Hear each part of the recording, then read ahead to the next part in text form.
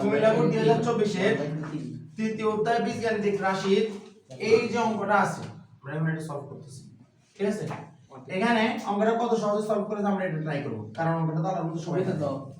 যেহেতু আমার এখানে প্রথম সমীকরণে লেখা আছে x + y whole square is equal to ঘনমূল 27 এর ঘনমূল। 27 এর ঘনমূল, 27 এর ঘনমূল মানে কি? 27 এর ঘনমূল মানে হলো যে আমরা জানি 3 কিউব মানে 27, আর এই ঘনের সাথে ঘনমূল কি হবে? কাটাকাটি যাবে। তাহলে আমরা পরবর্তী লাইনে যদি x + y whole square is equal to আমরা যদি 3 লিখি কোনো সমস্যা নাই, এক নম্বর সমীকরণ। ঠিক আছে, তারপরে আমার এখানে লেখা আছে x মাইনাস এবং x - y whole square is equal to 8 এর ঘনমূল। তো আমরা জানি 8 বলতে বুঝি আমরা 2 কিউব, তাহলে ঘনের সাথে ঘনমূল কাটাকাটি যাবে, তাহলে বাকি থাকবে 2। সুতরাং x - y whole square is equal to 2। এটা হলো আমাদের 2 নম্বর সমীকরণ।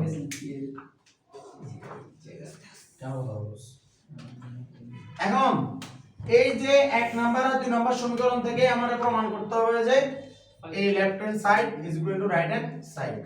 আমি যদি লেফট হ্যান্ড সাইডে যাই তাহলে লেফট হ্যান্ড সাইডে কি লেখা আছে? 5x³ y + xy³ এই অঙ্কটা আমি যখন দেখতেছি এটা আমি আমার মাথায় গেঁথে ফেলবো। আমি এটা আমার মাথায় গেঁথে ফেলবো যে এরকম যদি অঙ্ক থাকে, এরকম যদি অঙ্ক থাকে, আস্তে আস্তে ক্যামেরা দেখো। আচ্ছা এখানে আসা, এখানে বুঝতে পারবি তো, কোনো সমস্যা নেই, বুঝতে পারবি। দেখ 5x³ y, তাহলে এখান থেকে আমার 5 এটা থাকবে, দুই পাশে xy আছে, কমন মানে ভাগ দেওয়া, তাহলে xy নিলাম কমন। কিন্তু কত হলো তোমাদের মাথায় আসতে পারে যে x³ হতো, সেটা নিলে কেন? সর্বনিম্নটা কমন নেওয়া, ঠিক আছে? তাহলে x আছে এখানে x নিলাম, আর y আছে এখানে y নিলাম, তাহলে এখানে বাকি থাকবে x² প্লাস কত? y²। আমরা জানি এই x + y হোল স্কয়ার এবং x - y হোল স্কয়ার থেকে দুইটা বিখ্যাত কি আছে? দুটো বিখ্যাত অনুসিদ্ধান্ত আছে। এখান থেকে কি আছে? অনুসিদ্ধান্ত আছে। অনুসিদ্ধান্তগুলো কি? একটা হলো xy এর অনুসিদ্ধান্ত। xy এর অনুসিদ্ধান্ত বলতে আমরা জানি x + y হোল স্কয়ার থেকে যদি x - y হোল স্কয়ার বিয়োগ করে 4 দ্বারা ভাগ করে দেই তাহলে xy এর মান পাওয়া যায়।